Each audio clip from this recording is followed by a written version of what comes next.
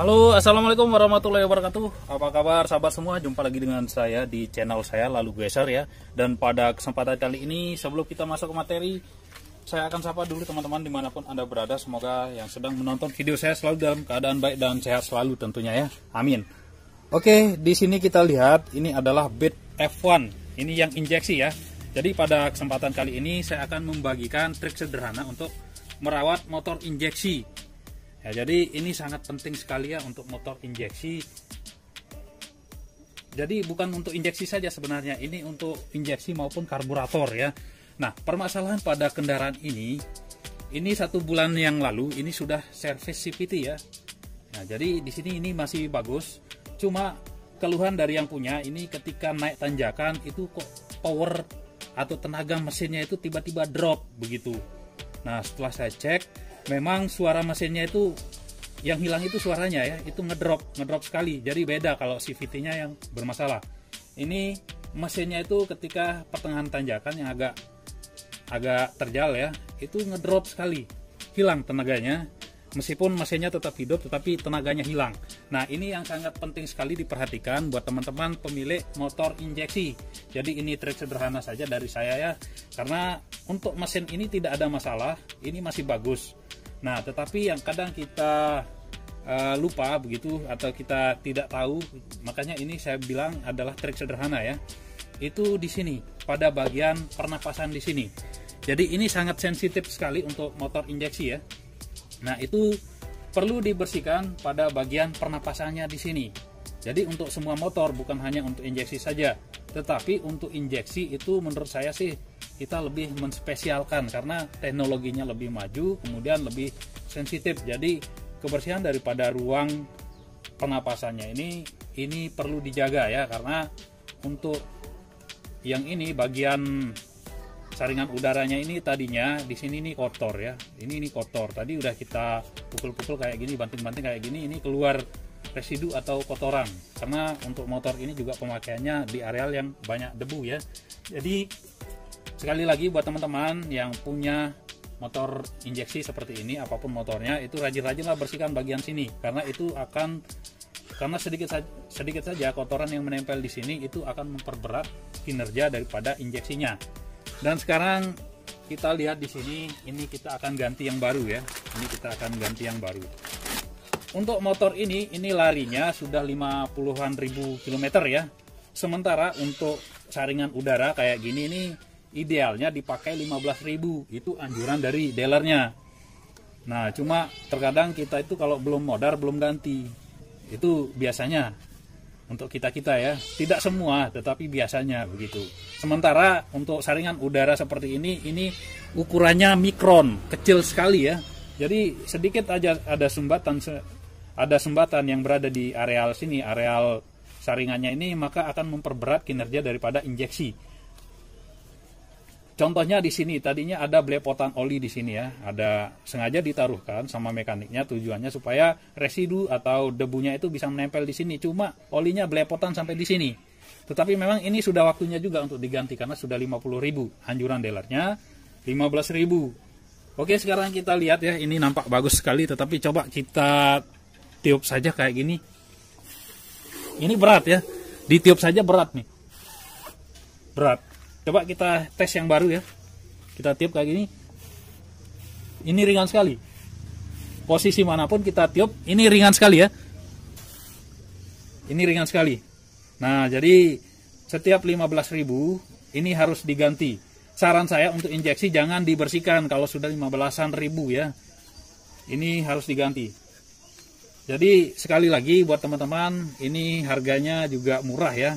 Ini harus diganti, harganya cuma 50-an ribu, jadi tergantung dari daerah masing-masing. Mungkin di tempatnya teman-teman bisa lebih mahal atau lebih murah mungkin ya. Oke, jadi untuk trik kali ini permasalahan pada motor ini sudah hilang. Tadi sudah saya ganti ini juga businya ya, businya. Dan kita lihat nih businya. Nah, ini udah runcing di sini. Ini kayak udah karatan dan udah habis sebelah businya ya. Jadi gimana mau powernya keluar ya. Untuk busi itu ideal pemakaian itu sampai 8.000 itu dari dealer, tapi 10.000 aja udah ganti dah. Busi murah juga, ini cuma 25.000 dan kalau ganti busi pemakaian 8 ribuan ya itu akan lebih fresh pembakarannya, jadi akan lebih irit, powernya juga kita lebih dapat karena pengapian lebih fresh ya. Dan untuk motor ini sekali lagi tidak ada masalah, permasalahannya ada di busi. Businya udah kita ganti, udah kita tes tadi, larinya itu keluar tenaganya ya, jadi motor ini tidak rusak. Makanya ini adalah trik sederhana yang penting sekali buat teman-teman pemilik injeksi ya. Nah, ini businya sekali lagi udah kita ganti, sekarang saringannya udah kita ganti. Tadi setelah ganti busi kita pakai saringan aslinya, ini kita belum beli, ini barusan kita beli ya. Itu sudah keluar tenaganya. Nah, sekarang apalagi ini sudah kita ganti, pasti tenaganya akan lebih dapat ya. Oke, kita pasang saja, jadi ini gampang saja ya buat teman-teman pemilik injeksi. Ini 1 atau 2 bulan ya dibukalah, buka-buka sendiri aja gitu, karena ini gampang sekali ya. Tinggal buka kayak gini, bersihkan, udah gitu aja.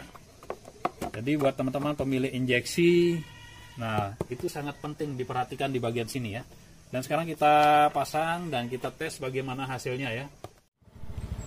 Oke sahabat semua, jadi ini lembut sekali ya motornya, dan sekarang kita akan coba tes di tanjakan. Tadi motor ini ngedrop di sini ya.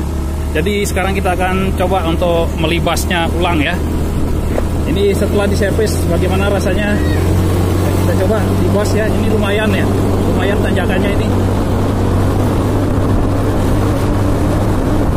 Enak bro, jadi tidak ada kerusakan pada motor ini, hanya businya yang kalah sama saringan. Karena ganti saringan dan busi, tanjakannya dilibas bro. Oke, ini yang paling tinggi ya, tadinya paling ngedrop di sini. Oke, kita tes kecepatan penuh. Ya, dilibas bro, dilibas. Ya enak sekali ya mesinnya nih. Ya ini bisa ngebut di sini, tadinya ngedrop di sini.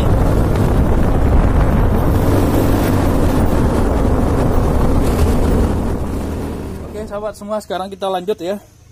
Dan sorry tadi pada saat tes kendaraannya kamera saya hampir jatuh, jadi videonya singkat saja ya.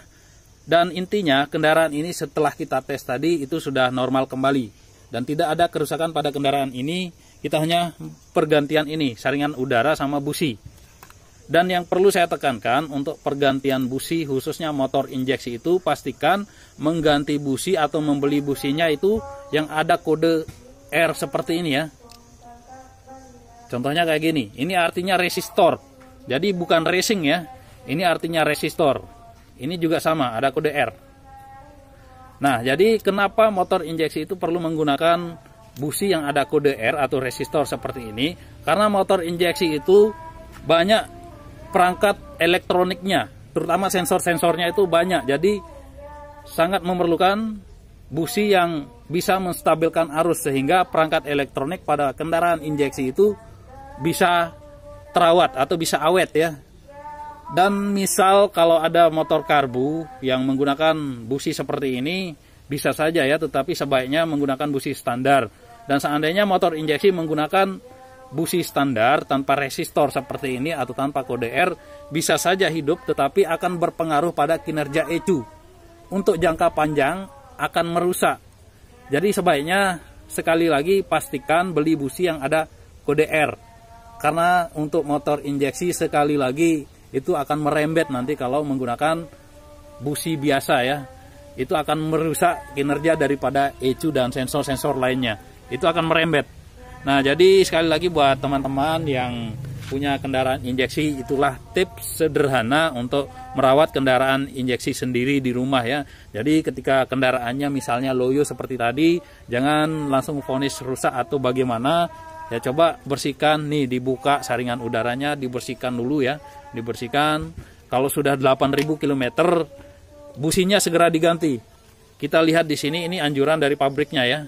Umur pakai normal 8.000 km. Jadi setelah 8.000 km, kinerja busi itu akan menurun. Jadi disarankan untuk segera mengganti busi kendaraan Anda.